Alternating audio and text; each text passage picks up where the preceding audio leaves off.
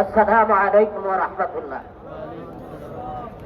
সম্মানিত আমার প্রাণের মালিক মুআজ্জাজ ওলামায়ে ইকরাম উপস্থিত হয়েছেন, বাংলার সর্বস্তরের তাওহীদি জনতা,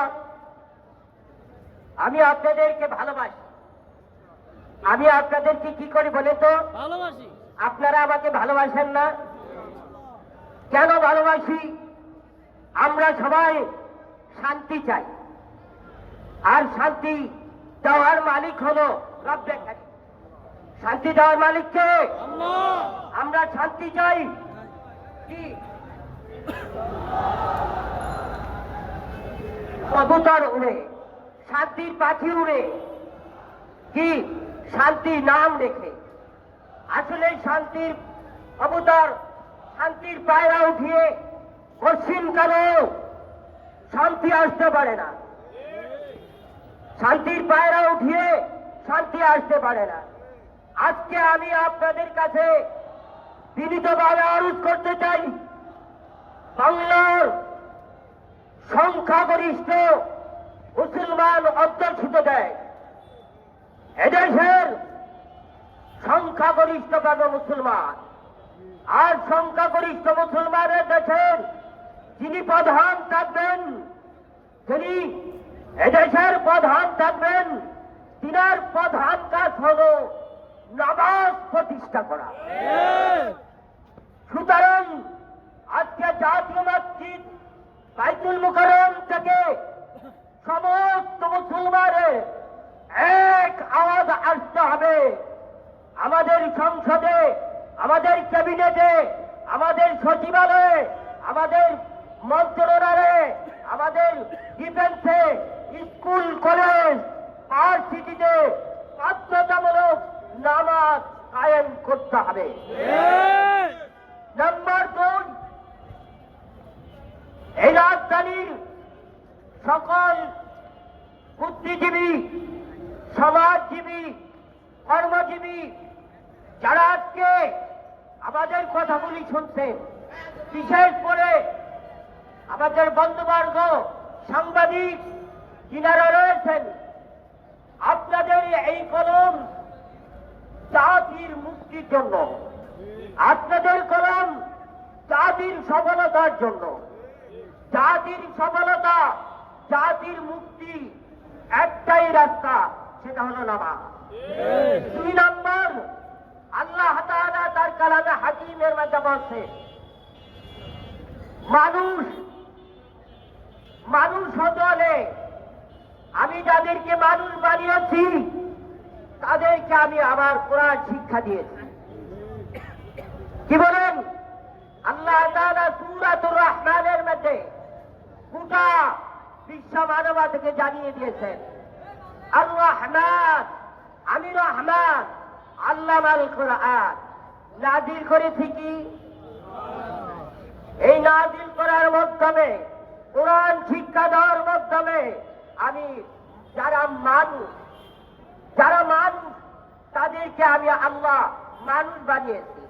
তাহলে আমাদের সকলেরই দাবি, এই বাংলাদেশের প্রত্যেকটি ইমানদারের দাবি, ক্লাস 1 থেকে মাস্টার্স পর্যন্ত, বিশ্ববিদ্যালয় পর্যন্ত সকল শিক্ষা বিদ্যালয়ে, সকল শিক্ষালয়ে কোরআনের শিক্ষা, দ্বীনি শিক্ষা বাধ্যতামূলক করতে হবে।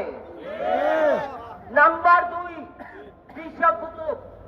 নাম্বার 3, কুতুবুল আলম আমিরে শরিয়ত মুহাম্মদুল্লাহ হাফিজ হুজুর রাহমাতুল্লাহ আলাইহি এজাদিকে ডাক দিয়েছিলেন, তোমরা যদি সফল হও, তোমরা যদি বিজয় হতে চাও, তোমরা যদি শান্তিতে পেতে চাও, তোমরা জাতীয়ভাবে তওবা করো।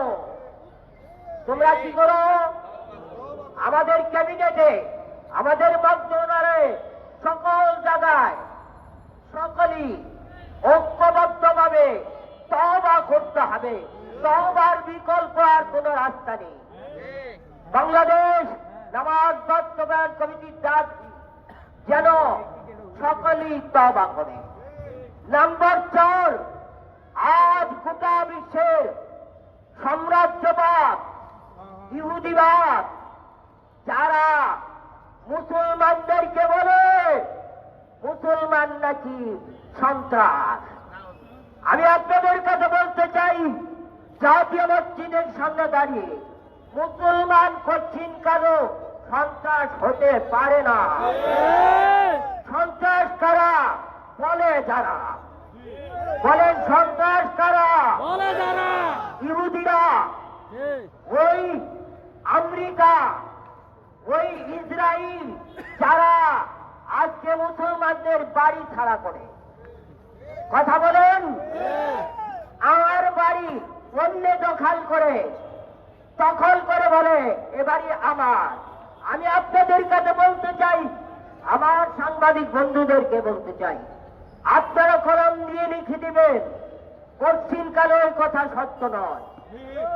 কি যারা সন্ত্রাস বলে এরাই সন্ত্রাস, যারা ইসরায়েল, আমেরিকা, ইহুদিরা, ওই সকল চক্ররা আজকে মুসলমানদের বাড়ি ছাড়া করছে, ফিলিস্তিনকে তারা দখল করতেছে। আমি বলতে চাই, ওই ফিলিস্তিন তাদের বাড়ির ভিটা, বাপ-দাদার ভিটা, যারা ফিলিস্তিনকে সন্ত্রাস করে, চালিয়ে মেরে শিশুদেরকে মৃত্যুবরণ করিয়ে যারা আজকে ফিলিস্তিনকে ধ্বংস করছে, এরাই হলো সন্ত্রাস। এরা কি সুতরাং বাইতুল মুকাদ্দাসকে মুক্ত করো, ফিলিস্তিন স্বাধীন করো। সবাই বলেন, বাইতুল মুকাদ্দাসকে মুক্ত করো, ফিলিস্তিন স্বাধীন করো। এটাই হলো আমাদের প্রাণের দাবি। আমাদের বাংলাদেশের উপদেষ্টা মণ্ডলী এবং যিনারা অভিভাবক আছেন, তিনাদের কাছে উদারত আহ্বান আজকে জানাচ্ছি, তিনারা যেন অবিলম্বে এদেশের পার্লামেন্টে নামাজ, কোরআন শিক্ষা, তওবা করা এবং ফিলিস্তিনকে মুক্ত করার জন্য যা করা দরকার তাই করার জন্য তিনারা ব্যবস্থা করে। আল্লাহ তাআলা আমাদেরকেও কবুল করে, আমাদের ক্যাবিনেটে যদি ব্যবস্থা হয় আমরাও তাদের সাথে একাত্মতা ঘোষণা করি। আগামী দিন আল্লাহ তাআলা আমাদের আজকের সভা, আজকের কার্যক্রমকে কবুল করে নিন। বিশেষ করে যারা আজকে উপস্থিত রয়েছেন, আমি আপনাদেরকে বাংলাদেশ নামাজ বাস্তবায়ন কমিটির পক্ষ থেকে আন্তরিক মোবারকবাদ জানাচ্ছি, ধন্যবাদ জানাচ্ছি। আল্লাহ আমাদের সকলকে কবুল করুন।